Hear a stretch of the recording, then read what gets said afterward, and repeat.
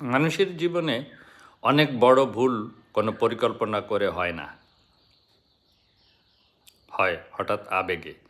একটি মুহূর্তের রাগ, একটি অভিমানের সিদ্ধান্ত অথবা ক্ষতি, আনন্দের উত্তেজনা, এই কয়েক সেকেন্ডের আবেগই কখনো কখনো মানুষের জীবনে বহু বছরের ক্ষতির কারণ হয়ে দাঁড়ায়। প্রশ্ন হলো, কেন এমন হয়?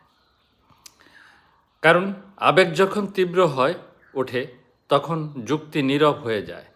তখন মানুষ ভাবতে চায় না, শুধু প্রতিক্রিয়া দেখাতে চায়। কেউ রাগের মাথায় সম্পর্ক ভেঙে দেয়, কেউ অভিমানে এমন কথা বলে ফেলে যা ফিরিয়ে নেওয়া যায় না। আবার কেউ হঠাৎ আবেগে এমন সিদ্ধান্ত নেয় যার ফল তাকে সারা জীবন বহন করতে হয়। বাস্তব জীবনে আমরা কি এমন ঘটনা কম দেখি?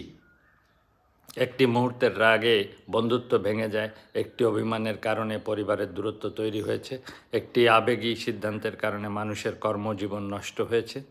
তাহলে প্রশ্ন জাগে, সেই মুহূর্তে মানুষ কি সত্যি তার জীবনের ভবিষ্যৎ ভেবে সিদ্ধান্ত নেয়? না, অধিকাংশ সময় মানুষ তখন শুধু নিজের আবেগের তীব্রতাকে সত্য বলে মনে করে। কিন্তু আবেগের একটি স্বভাব আছে, এটি স্থায়ী নয়। রাগ কিছু সময় পরে কমে যায়, অভিমান সময়ের সাথে মুছে যায়, উত্তেজনা ধীরে ধীরে শান্ত হয়ে যায়। কিন্তু আবেগের মুহূর্তে নেওয়া সিদ্ধান্তের ফল অনেক সময় স্থায়ী হয়ে যায়। এই কারণে আবেগকে বলা হয় অন্ধ শক্তি। এটি মানুষকে তাৎক্ষণিকভাবে পরিচালিত করে, কিন্তু ভবিষ্যৎকে বিবেচনায় আনে না। বাঙালিয়ানা আধ্যাত্মিক দর্শনের আলোকে মানুষের মনকে একটি শক্তিশালী কিন্তু অস্থির প্রবাহ হিসেবে দেখা হয়।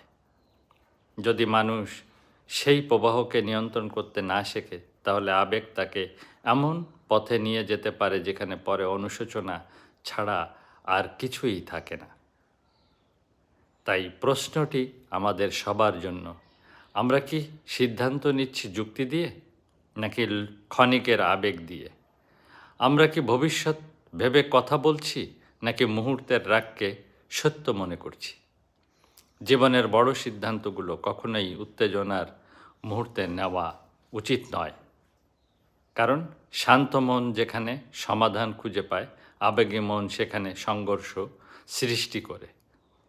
তাই জীবনের একটি গুরুত্বপূর্ণ শিক্ষা হলো, রাগের মুহূর্তে থামো, অভিমানের মুহূর্তে ভাবো, আর সিদ্ধান্ত নাও তখনই যখন মন শান্ত।